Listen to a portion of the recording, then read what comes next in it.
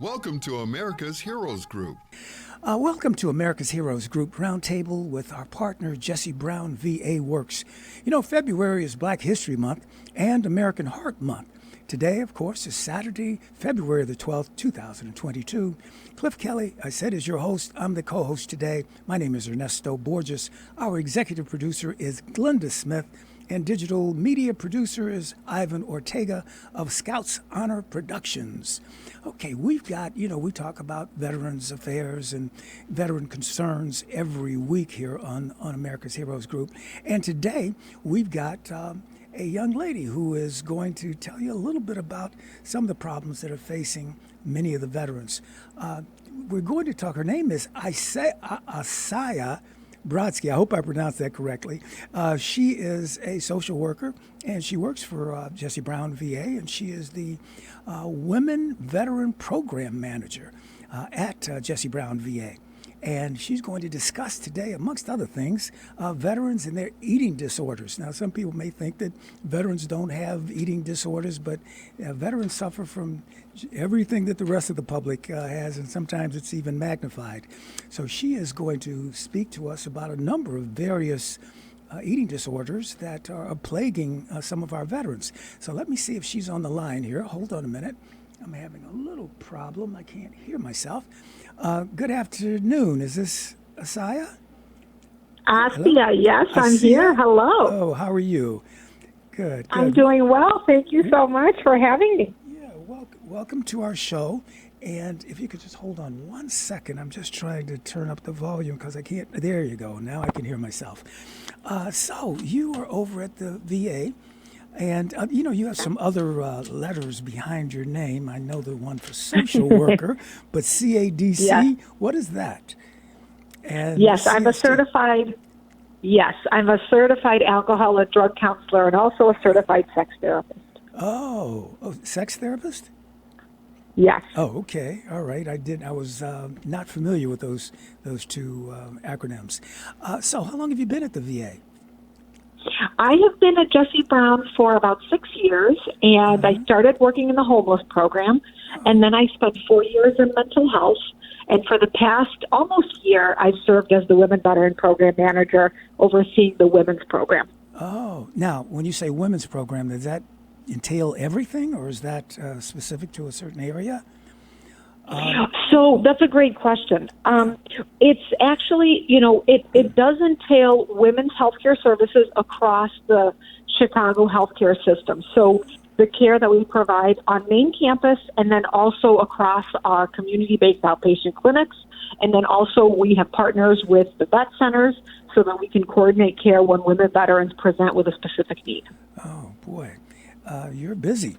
I see. Yes. Yeah. And excuse my raspy voice. I'm a little raspy and a little hoarse, but I normally don't sound like this, but maybe that's my Harry Belafonte voice today. But That's okay. all right. So tell us a little bit about eating disorders. I didn't realize that, I was in the Army back in 1968, 69, and I can understand eating disorders when I was on KP because they had to eat my cooking. But other than that, I guess some of the veterans are suffering from various types of eating disorders. Anorexia nervosa is one of them that is plaguing us, and I see you got a couple of them, bulimia nervosa and binge eating disorder. So tell us a little bit about those. What seems to be the most prevalent case there? I mean, is it, and explain that to us. What is anorexia nervosa? Sure.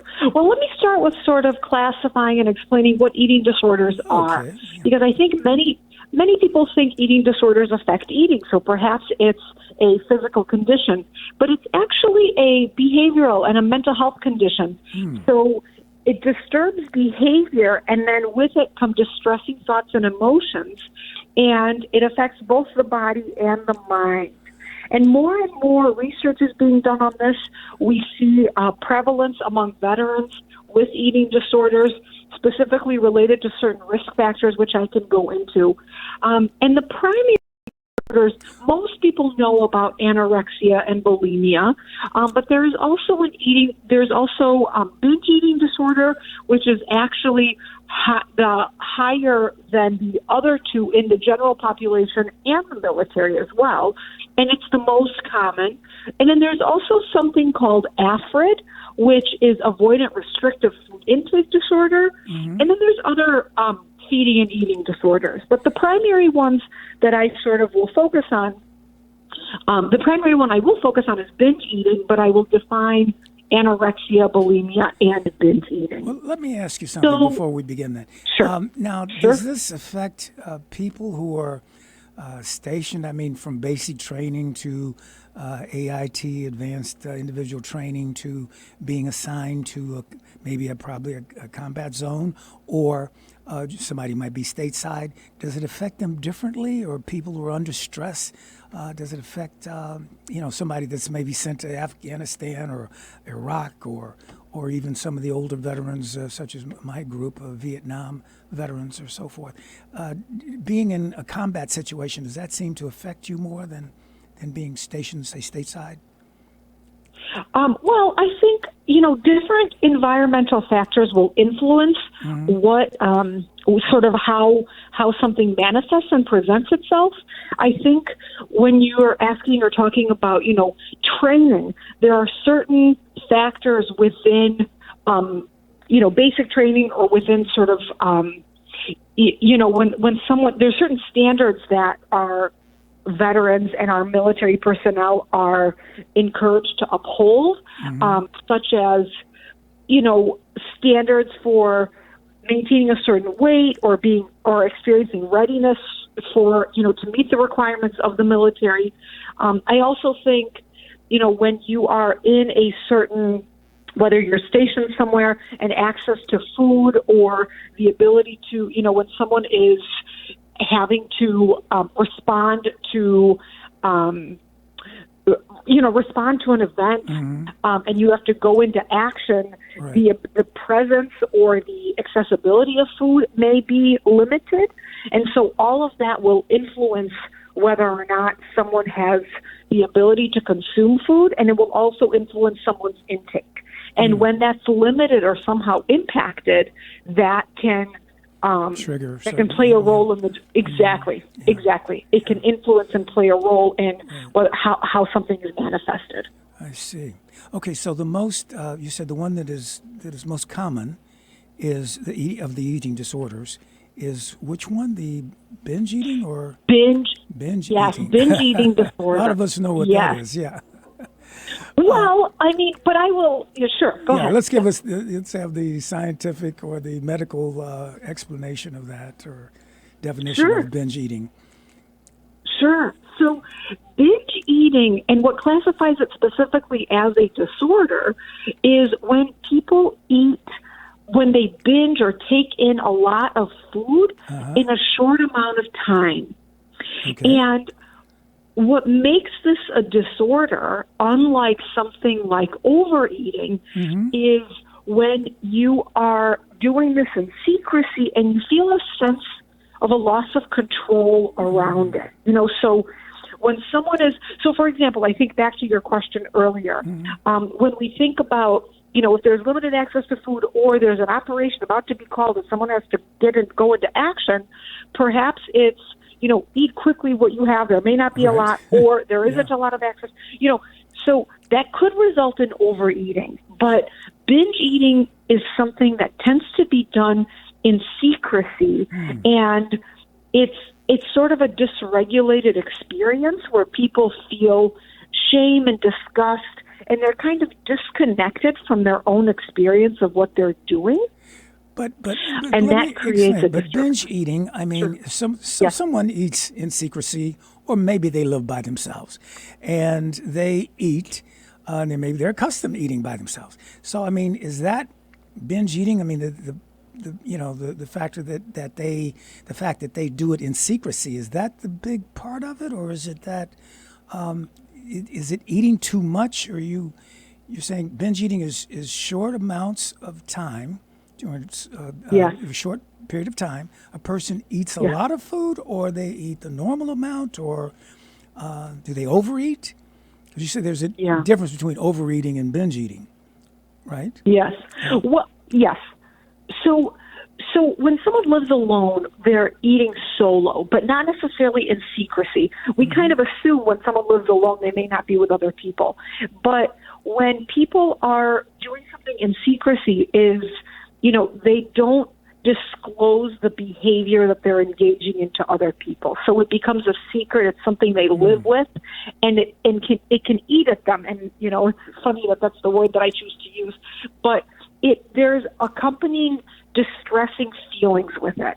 So when someone is just sort of eating a lot and, like say at a holiday, it's just sort of the norm. Yeah. But when we're talking about a binge eating disorder, we're talking about eating amounts, large amounts that someone doesn't feel good about. It's just sort of behavior that someone becomes accustomed to, perhaps for emotional management, perhaps because they feel dysregulated. And what makes binge eating disorder different than something like bulimia is the type of eating disorder where you eat a certain amount of food, and in an effort to regulate your intake, you engage in compensatory behavior. So you could restrict what you're eating, or you can binge, or you can purge, which is self-induced vomiting. Some people over-exercise. Binge eating usually doesn't come with with compensatory behaviors. And I think that's what makes it harder to diagnose, because both in bulimia and with binge eating, people can present as normal weight, or they can present as overweight or obese. And so it's harder to pinpoint. For the binge eating, but they can be normal. They can be normal weight, overweight, obese.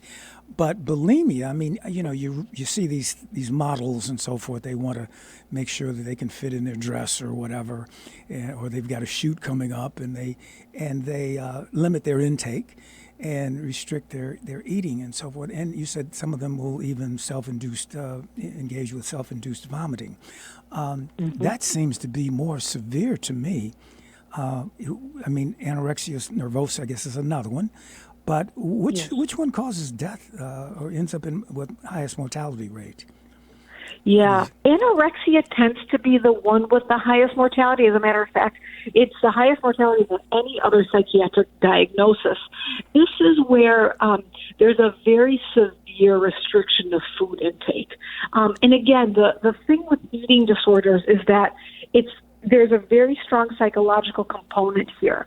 So with anorexia, there is an intense fear of gaining weight or becoming fat, and there's a disturbance in the way one perceives themselves. So anorexia tends to be the one where the death is higher, but it's not the most common. The most common is binge eating disorder, and that's sort of and that's what we are.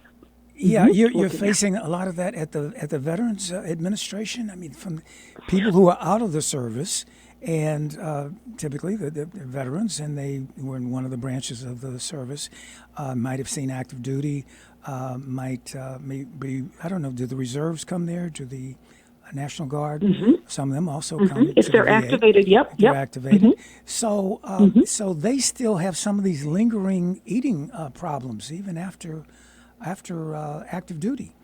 And yes. Go ahead. So how does that play in? I mean, you've got people that have been out of the service for maybe a year, 2 years, maybe 50 years like with me, but they can still have these medical issues regarding their eating, and you can attribute that to their time in the service, or what? How does that? Yeah. So military culture will influence many things, and that military culture is certainly translated within the VA, and not just the VA, but when someone gets out of the military, if one's sense of community within the military was very strong, they would want to recreate that, but also just some of the factors that influence someone. The focus like I said earlier, the focus on maintaining a certain weight, the focus on maintaining a certain shape, being fit, that's something that's very prevalent in, for people who are active. And then if that's something really important to them while they're active, I've definitely heard from veterans talk about a lost sense of purpose after the service and a wish to maintain that. Mm-hmm. And so it's not uncommon for that to be recreated when they exit, and because that allows for a sense of camaraderie. So I have not looked at specific research as to the prevalence within, or the differences in statistics for when someone is active versus when someone is out of the service.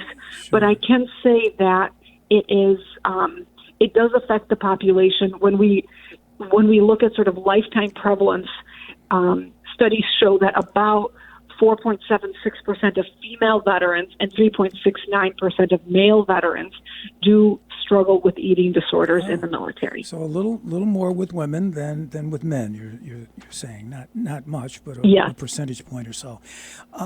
So now, if someone has that problem, they get diagnosed. They go to the VA and they could be diagnosed with that problem. So how do they contact you, or do they just go over to Jesse Brown, or you're just in charge of the women's program, or do you kind of oversee a little bit of everybody, or how does that work over at the VA if you think you've got that problem? So and this is something that more and more eating disorders are being studied, more and more eating disorders are being recognized in the VA.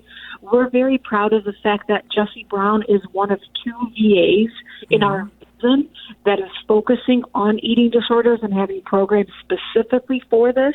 Mm-hmm. So because eating disorders are a mental health condition, we do have, every time someone has a mental health difficulty that they're struggling with and would like to get help for, they go through something called PAC, which is our Psychiatric Assessment Clinic. Mm-hmm. And that's sort of the entry point for many services when it comes to mental health care. And so PAC will assess for nutritional struggles and disordered eating.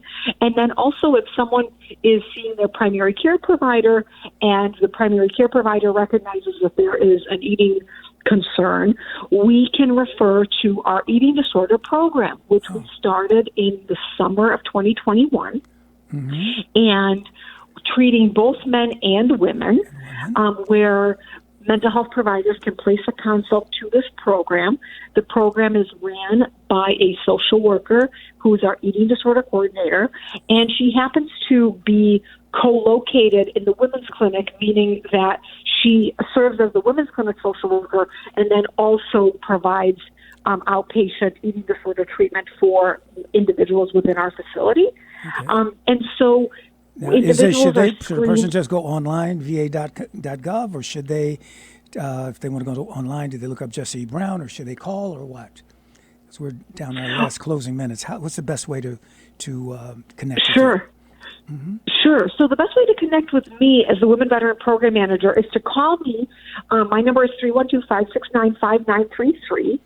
If someone wants to be connected specifically to eating disorder treatment, they can be referred through their primary care provider, and they can also reach out to our coordinator. Her name is Amy Kino Paycheck, and her number is 312-934-8197.